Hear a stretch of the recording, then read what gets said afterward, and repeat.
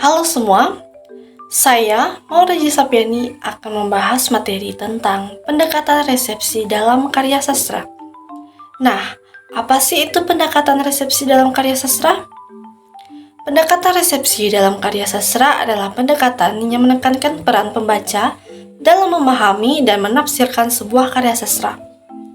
Pendekatan ini berfokus pada bagaimana pembaca berinteraksi dengan teks dan bagaimana pengalaman, pengetahuan, dan latar belakang pembaca dapat mempengaruhi pemahaman mereka terhadap karya sastra. Dalam pendekatan resepsi, pembaca dianggap sebagai pembaca yang aktif, yang berperan dalam menciptakan makna. Pembaca tidak hanya menerima makna yang telah ditentukan oleh penulis, tetapi mereka juga berkontribusi dalam membentuk makna melalui interpretasi mereka sendiri. Oleh karena itu, makna sebuah karya sastra dapat berbeda-beda antara pembaca yang satu dengan pembaca yang lain. Nah, kemudian ada resepsi sastra. Resepsi sastra merupakan aliran sastra yang meneliti teks sastra dengan mempertimbangkan pembaca selaku pemberi sambutan atau tanggapan. Dalam memberikan sambutan dan tanggapan, tentunya dipengaruhi oleh faktor ruang, waktu, dan golongan sosial. Secara definitif, resepsi sastra berasal dari kata reciper dalam bahasa Latinnya. Kemudian ada reception dalam bahasa Inggris, yang diartikan sebagai penerimaan atau penyambutan pembaca. Dalam arti luas, resepsi diartikan sebagai pengolahan teks, cara-cara pemberian makna terhadap karya sehingga dapat memberikan respon terhadapnya. Respon yang dimaksudkan tidak dilakukan antara karya dengan seorang pembaca, melainkan pembaca sebagai proses sejarah, pembaca dalam periode tertentu. Dalam pendekatan resepsi sastra, ada beberapa pendekatan secara sederhana yang dapat dijabarkan sebagai berikut.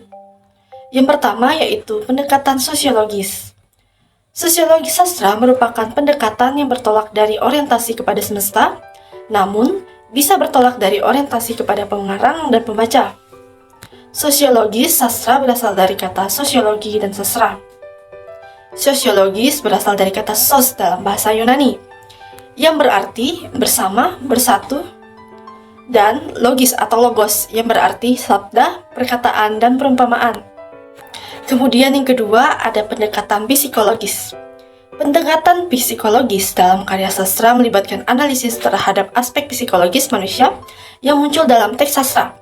Ini mencakup eksplorasi karakter, motivasi, konflik emosional, dan interaksi antar karakter dalam konteks psikologis. Psikologis bila dilihat dari asal-usul katanya, berasal dari bahasa Yunani kuno, yaitu dari kata psik, yang bermakna jiwa, roh atau sukma, dan logos yang berarti ilmu. Kemudian yang ketiga ada pendekatan historis. Pendekatan historis adalah suatu pendekatan yang menekankan pada pemahaman tentang biografi pengarang, latar belakang peristiwa kesejarahan yang melatar belakangi masa-masa terwujudnya cipta sastra yang dibaca serta tentang bagaimana perkembangan kehidupan, penciptaan maupun kehidupan sastra itu sendiri pada umumnya dari zaman ke zaman. Yang keempat ada pendekatan antropologis. Pendekatan antropologis dalam karya sastra adalah metode analisis yang menitik beratkan pada pemahaman aspek budaya, sosial, dan historis yang tercermin dalam teks sastra. Pendekatan antropologis dalam karya sastra melibatkan analisis terhadap aspek budaya, sosial, dan historis yang tercermin dalam teks sastra. Pendekatan ini berfokus pada pemahaman tentang bagaimana karya sastra mencerminkan dan berinteraksi dengan konteks budaya dan sosial di mana karya tersebut dihasilkan. Yang kelima ada pendekatan ekspresif.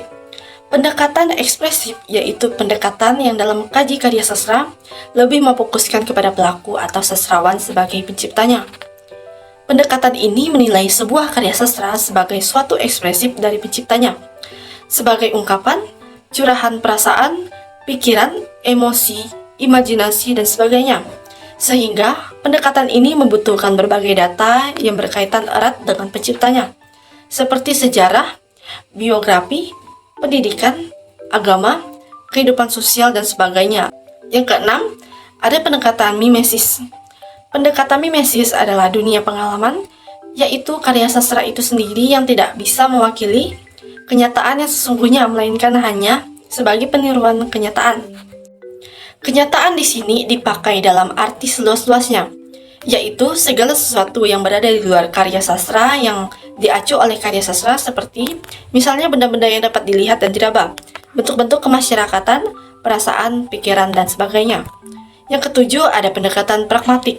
Secara umum, pendekatan pragmatik adalah pendekatan kritik sastra yang ingin memperlihatkan kesan dan penerimaan pembaca terhadap karya sastra dalam suatu zaman ataupun sepanjang zaman. Kemudian, yang kedelapan ada pendekatan objektif. Pendekatan objektif yaitu sebuah pendekatan karya sastra dengan memfokuskan perhatian kepada karya sastra tersebut. Melalui pendekatan ini, suatu karya sastra dipandang sebagai bagian otonom dan bebas dengan kaitannya dengan kenyataan. Pengarangnya juga para pembaca. Pendekatan ini disebut juga sebagai pendekatan cara intrinsik karena kajiannya berfokus kepada aspek intrinsik karya sastra dan dipandang mempunyai suatu kebulatan, koherensi, dan fakta tersendiri. Nah, yang terakhir ini ada pendekatan biografis.